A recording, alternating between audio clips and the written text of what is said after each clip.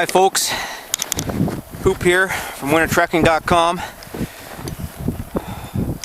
I'm hauling out from a solo hot tenting trip, although I started with buddies. They left on day 3 and it's day 4 for me. Now I'm coming out. It's actually New Year's Day. I spent the evening in the bush welcoming in the new year by myself in the hot tent. It was great. Now I've got a blizzard, I guess, coming out. It's about -15, and I'm trying to follow the packed toboggan trail that's all drifted in. So this is the type of conditions that happen from time to time. I got my backcountry skis on with my climbing skins. Luckily, out in the blizzard here, it's packed the snow pretty hard, although I do go in deep when I get off the packed trail. So I'm feeling with my poles on either side to try to find it. I'm shooting with a point and shoot camera here with no screen, so I don't know if you can see me or not. All in a day's work when you're solo tripping in the winter. I don't know if this is fun or not. Talk to you later. Hi folks. I just punched through a slush pocket. The worst thing that can happen to a winter trekker is hitting a slush pocket when it's this cold. It just the wind has covered it up in drifts. I knew there was a slush pocket that I was detouring to avoid, and it just had moved up the ice a bit overnight from where I skied on it yesterday, and I got wallowed down. Luckily my sled did not get too much because I was able to drag it on top of the soft snow, not in my track, which was quite a scene. Quite a lot of scrambling. My skis got totally soaked. I had to scrape them with this. Oops, sorry. This is my man. It's cold on the hands. These are my my homemade ice picks. I'm just going to put this camera on my neck here just for a second. These are my homemade ice picks, and they're made from hockey sticks, and they have sharp edges, or sharp enough for scraping on the end and on the side. They come apart like this. I gotta let go of the camera here because I gotta get my gloves on here, and then I'll show you my skis. So here are my skis. They were totally covered in slush. I had to scrape it with my ice pick scrapers. The kicker skins here, they're hydrophobic, and I also treated them with glop stopper wax, which is what Black Diamond makes for these, which really helps its hydrophobic properties. And the tails of the skis were just coated in slush that was freezing up. So I always carry the ice picks on the outside, of course, and they've saved me many a time. And can't say enough about having a scraper at the ready for traveling in these early winter conditions when the slush is really bad. Oh man, it's I still got a long haul to the bush where I'm switching to my snowshoes. I better get going here. Oh yeah, I forgot to mention, the reason my sled is turned over is I had to check the bottom to see if it got hit by the slush, and sure enough it did on one side, so I flipped it over and scraped it off and banged it. And the wood ice pick scrapers do a good job because I can bang it and scrape. Okay, I gotta get my glove back on here and turn this camera off. Hi folks, I've just hauled down the lake through that blizzard. Well, it's not that bad of a blizzard, but the wind is howling and it's about -15. Here's my gear, skis. Ran into a slush pocket, had to clean up.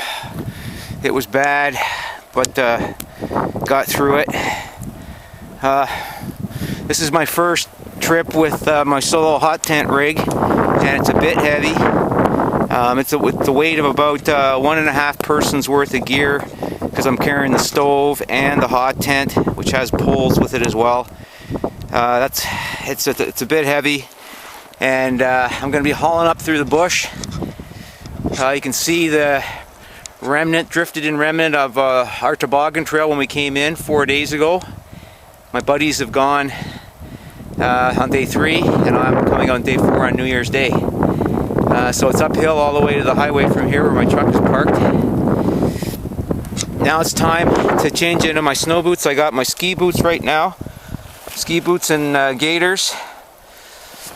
I'm still in the wind here. I'm barehanding it for shooting. Sorry, I'm letting the camera go all over the place here. And got to change into boots barehanded. You'll notice my snowshoes there are not packed very well. This is my first trip out as well with these conover bags made by Black River Sled. They're very handy because there's no bungees on top. They cinch from underneath, but they cover my sled and makes it difficult to find a spot to put the snowshoes.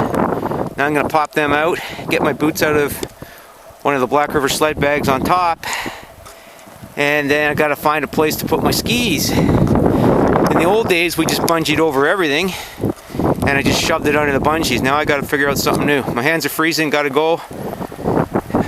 Talk to you later. Hi folks, back again.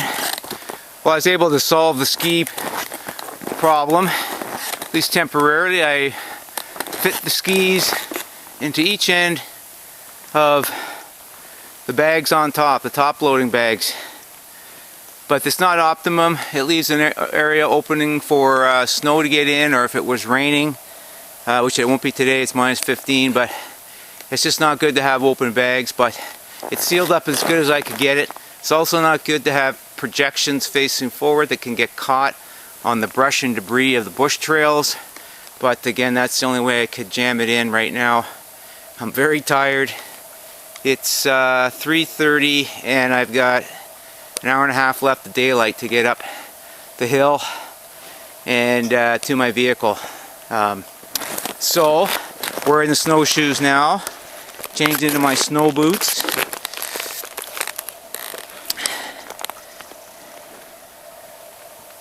We brought synthetic snowshoes on this trip because we started and it was actually at 0 or above, and we were expecting almost rain. Never got the rain, got very wet snow, so the synthetics are good in those conditions. But they're doing pretty good here, especially on this packed trail that we packed coming in. And with the crampons, that'll help me on the uphill climb. Okay, better get to it. Hi folks, I made it to the road. There's my truck. I was here with my buddies on a 4-day trip. They came out. They went out on day 3. I stayed in for a 4th day, so we were able to shovel out from the snowplow drifts. And it's windy. I'm barehanding this camera here. Here's my sled. Haven't talked about it on this trip. I learned many things on this trip. This was a shakedown trip for my new solo hot tent rig. So that's the end of my solo trip. I'm going to disassemble the sled, back in the truck. The nice thing about these ultra high molecular weight polyethylene toboggans, it's homemade, is that it can roll up and fit in the back. So I don't have to tie a sled on in howling winds at minus 15 with probably a wind chill factor of probably minus 20 or 25. So that's it. I'm Hoop from wintertrekking.com. Look forward to your comments. My hands are freezing. I gotta go. Bye.